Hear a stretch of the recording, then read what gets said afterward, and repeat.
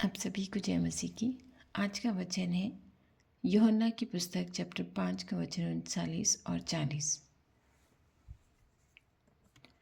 तुम पवित्र शास्त्र में ढूंढते हो क्योंकि समझते हो कि उसमें अनंत जीवन तुम्हें मिलता है, और यह वही है जो मेरी गवाही देता है।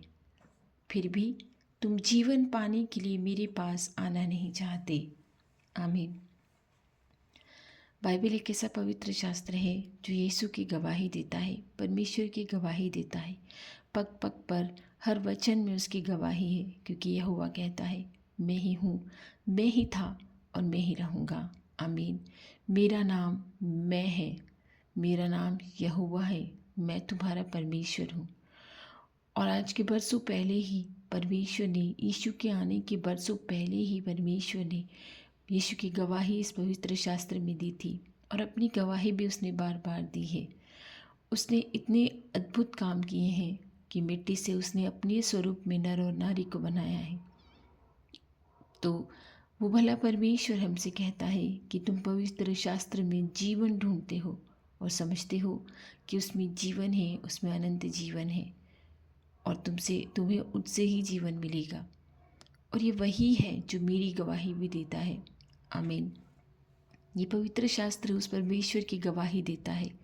आप इसे ढंग से पढ़ेंगे, अच्छी तरह से समझने की कोशिश करेंगे, तो ये पवित्र शास्त्र उसी परमेश्वर की गवाही देता है। और वो परमेश्वर हमें हर बार कहता है, मैं गूंगी मूर्तियों में नहीं मिलता, तुम मेरे जीवते मंदिर हो, मैं तुम में चलता फिरता हूँ।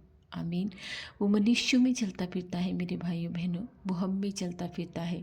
ये पवित्र शास्त्र उसी की तो गवाही देता है, और हम इसी में जीवन ढूंढते फिरते हैं और समझते हैं कि इसमें जीवन मिलेगा भी। और ये उस परमेश्वर की गवाही भी देता है कि वो आएगा, वो हमारे लिए पाप उठाएगा। उस मेमने की भांति वो अपने आप को खामोश रखेगा, जिस तरह उसकी ऊन कतरने के लिए उसको ले जाया जाता है और वो एक शब्द भी नहीं कहता है। उस पर थूका जाएगा, उस पर कोड़ों की मार पड़ेगी, और उसके कोड़ी खाने से हम चंगे भी हो जाएंगे। उस भले परमेश्वर ने उस हमारे खुदा की गवाही कितनी बार दी है, लेकिन हम नहीं समझ पाते हैं। हम पता नहीं कहाँ कहाँ डोलते फिरते हैं, कहाँ कहाँ मूर्तियों में मन लगाए फिरते हैं। और फिर से परमेश्वर कहते हैं कि फिर भी तुम जीवन पाने के लिए मेरे पास आना नहीं चाहते। हम कैसे निर्बुद्धि मनुष्य हैं कि परमेश्वर को पवित्र शास्त्र में ढूंढते हैं, उसमें जीवन ढूंढते हैं, उसमें सब कुछ पढ़ने समझने के बावजूद भी हम उस परमेश्वर के पास आना नहीं चाहते। मैं कल बच्चों को पढ़ा रही थी लिविंग थिंग्स और नॉन लिविंग थिंग्स। तो बच्चे मुझसे, छोटे छोटे बच्चे मुझसे कहते हैं कि मैम, जिनमें सांस होती है, जो चलते फिरते हैं, जो खाना खाते हैं, वो लिविंग थिंग्स हैं। और जो खाना नहीं खाते हैं, जैसे बुक्स हैं, जैसे पत्थर हैं, और जिस तरह से ये टेबल्स हैं, बेंचेस हैं, बोर्ड हैं, ये सब चीज़ें नॉन लिविंग थिंग्स हैं। तो एक बच्चे ने मुझसे पूछा, तो क्या मैम जो मूर्तियाँ मंदिर में होती है वो लिविंग थिंग्स नहीं है? वो भी तो खाना नहीं खाती है, वो सांस नहीं लेती है, वो चलती फिरती नहीं है। मैंने कहा, छोटे से बच्चे को कितनी बुद्धि है कि वो नॉन लिविंग थिंग्स है, उनमें प्राण नहीं है, उनमें जान नहीं है। फिर भी हम उनके पीछे पड़े हैं। हम खुद उन्हें खिलाते फिर भी नहीं खाते। उनकी जो होठ बनाते हैं, सुंदर सुंदर मूर्तियाँ अपने हाथों से गढ़ते हैं और उन्हें खुद ही खिलाते हैं। कभी आपने देखा कि उन्होंने आंखें झपकाई हैं, पलकें झपकाई हैं? कभी आपने देखा है कि वो चलते फिरते हैं? मैं किसी भी धर्म की अगेंस्ट नहीं बोल रही, मैं सिर्फ मूर्तियों के अगेंस्ट बोल रही हूँ। आप देखते हैं चर्च में भी मूर्तियाँ रखी हुई हैं। मत करिए ऐसा। परमेश्वर हम में चलते फिरते हैं, हम जीवते मूर्त हैं उनकी, हम जीवते मनुष्य हैं जो हैं, हम में वो चलता फिरता है, हम में वो रहता है, वो गूंगी मूर्तियों में नहीं रहता है। और ये पवित्र शास्त्र में कई बार लिखा हुआ है।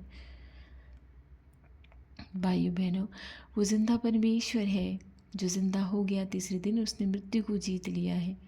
उसने मृत्यु के आगोश में वो गया था, लेकिन मृत्यु को वो जीत कर तीसरे दिन जिंदा हो गया है। जब उसने प्राण छोड़े थे तो क्रूस पर उसने कहा था मेरे पिता, तूने मुझे क्यों छोड़ दिया है। जब हम दुखी होते हैं, जब हम परेशान होते हैं, इस पवित्र शास्त्र को पढ़िए और उससे ही प्रार्थना कीजिए। किसी और से प्रार्थना करने से कुछ भी हासिल नहीं होने वाला है और किसी और को अपना दुख सुनाने से कुछ भी हासिल नहीं होने वाला है। वो कहता है, बंद कोठरी में जाओ, तुम्हारा पिता जो तुम्हें हर वक्त हर क्षण देखता है तुम्हारी प्रार्थनाओं को सुनेगा। आमीन। हम इस भोर में उठकर तुझसे प्रार्थना करते हैं परमेश्वर, इस पूर्ण विश्वास के साथ कि तू हमारा पिता है, तू हमारा खुदा है, तू हमें बंद कोठरी में भी सुनता है।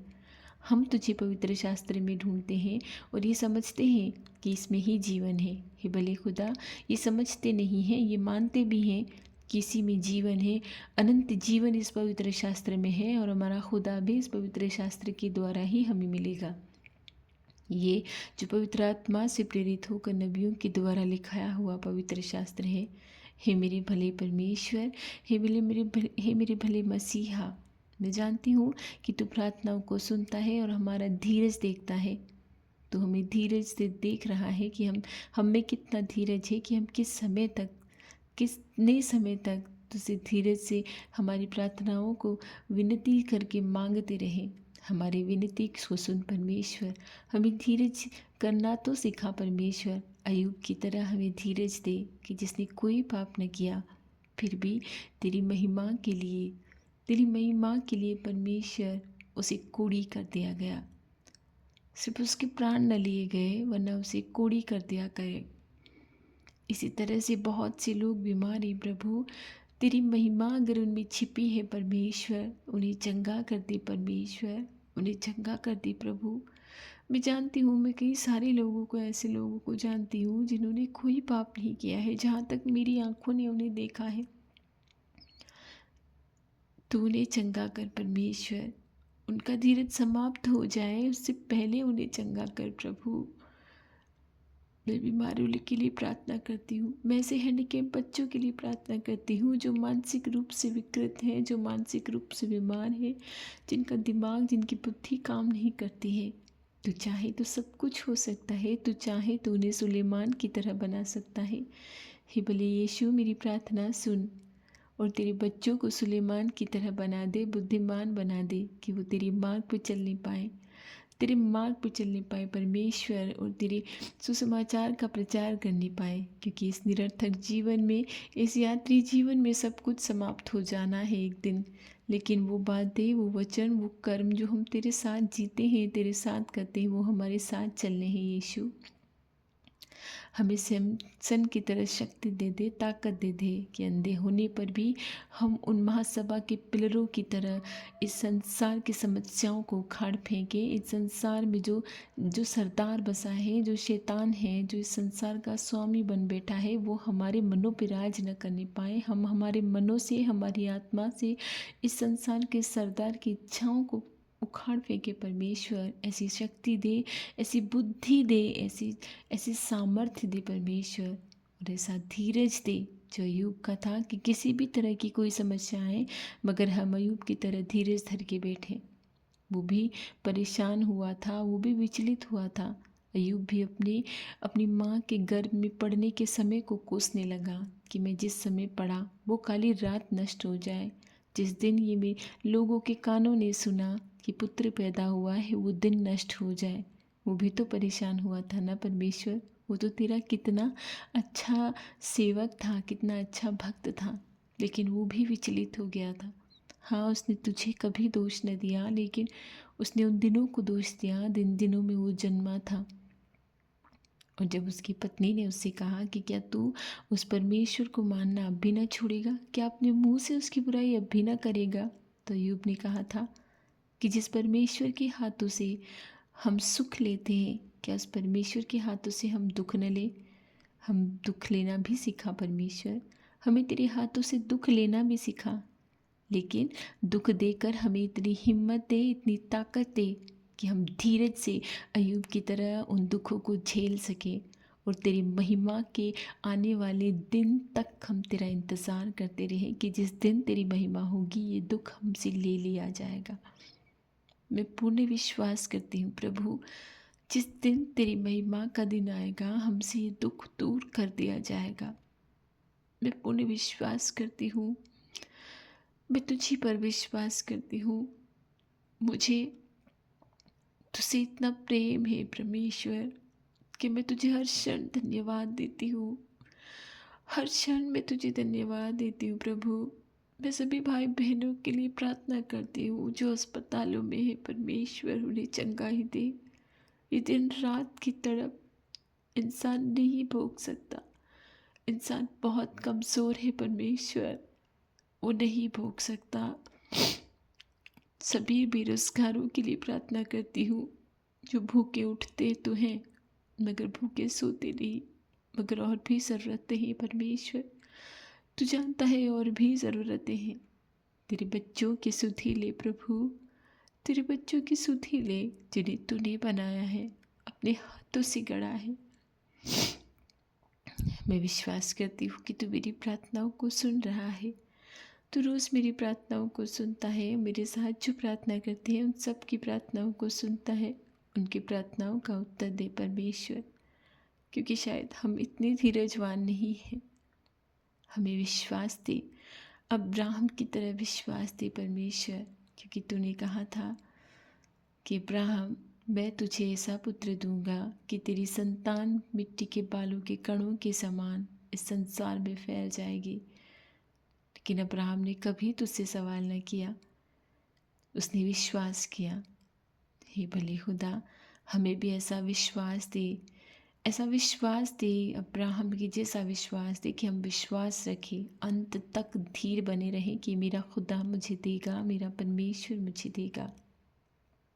हमें ऐसी शक्ति, ऐसा सामर्थ्य, ऐसी बुद्धि दे क्योंकि तेरी आत्मा के द्वारा सब कुछ हो जाएगा। हाँ, हम इस पवित्र शास्त्र में जीवन ढूंढते हैं और समझते भी हैं कि इसमें जीवन हमें मिलता है। मुझे इसमें जीवन मिला है। मैं विश्वास करती हूँ मुझे इसमें जीवन मिला है। और जो भाई बहन मेरे साथ प्रार्थना कर रहे हैं, जो मेरे साथ प्रार्थना सुनते हैं, वचन सुनते हैं, उन्हें भी मिल रहा है, क्योंकि यही तो है जो हमें जीवन देता है।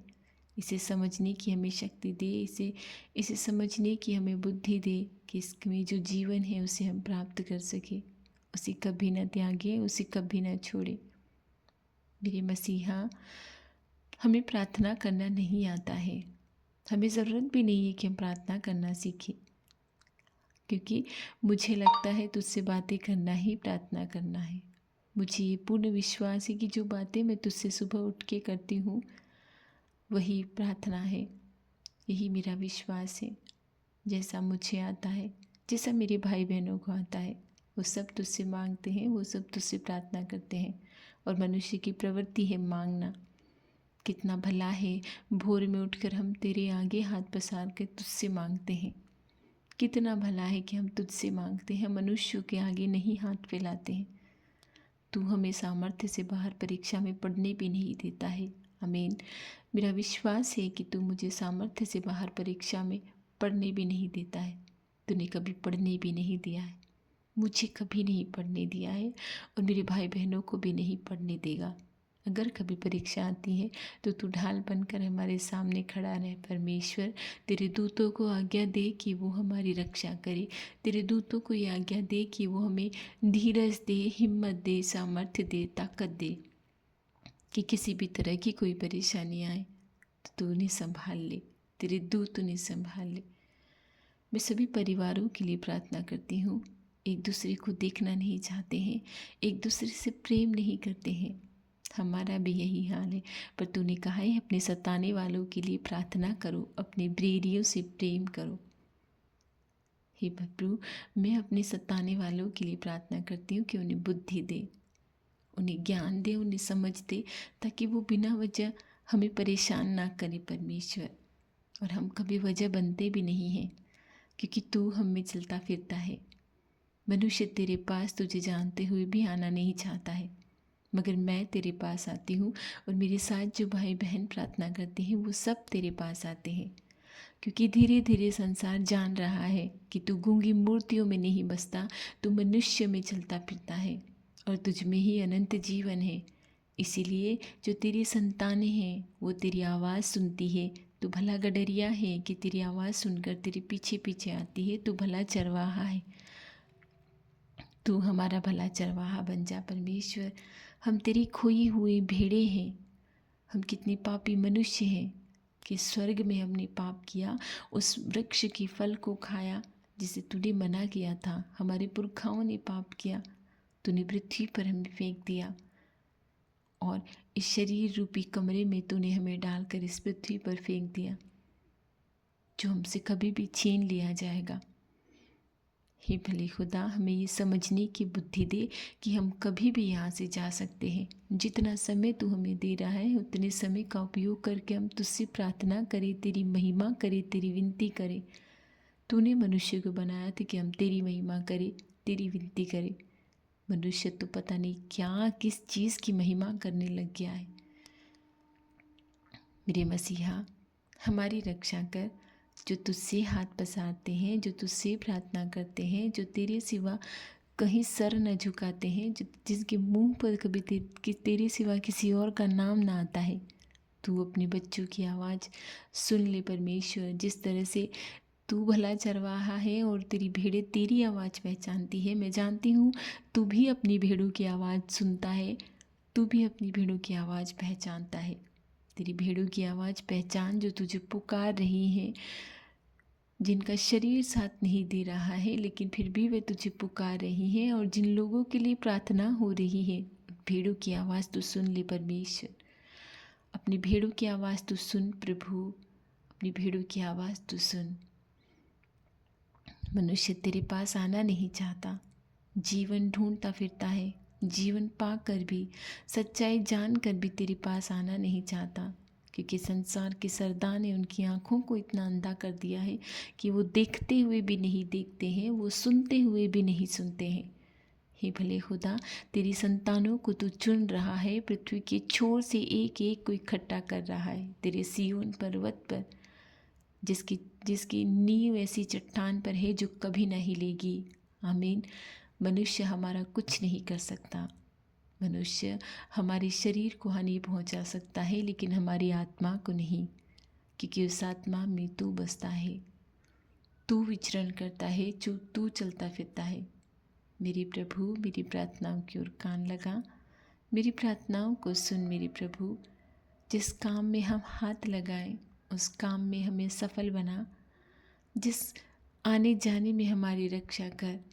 हम सबके साथ ऐसा व्यवहार करें, दूसरों से जिससे हम मिले उनके साथ ऐसा व्यवहार करें कि हम तेरा प्रतिबिंब बन जाएं। लोग हमें देखकर कहे कि ये उस मसीहा को मानने वाले लोग हैं। हमें ऐसा शीतल बना दे, ऐसा नम्र बना दे। हमें जो क्रोध है, जो लालच है, जो विचार है, इन सब को हमारी आत्मा से बाहर निकाल दे प्रभु। ये लालच, ये क्रोध, ये विचार, ये हमारी आत्मा से बाहर निकाल दे। हम किसी की बुराई न करने पाएँ, ऐसी शक्ति दे, ऐसा सामर्थ्य दे परमेश्वर।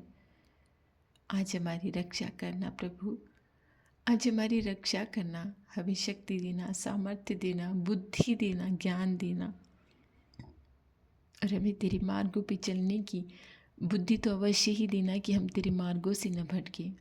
कोई भी परेशानी हो तो हम तेरे पास आए, कहीं और न जाएं। मेरे भाई बहनों की प्रार्थना भी सुनना प्रभु, जो मेरे साथ प्रार्थना करते हैं। वे सारी प्रार्थनाएं तेरे पवित्र नाम से मांगती हूँ, यीशु के नाम से मांगती हूँ, आमीन।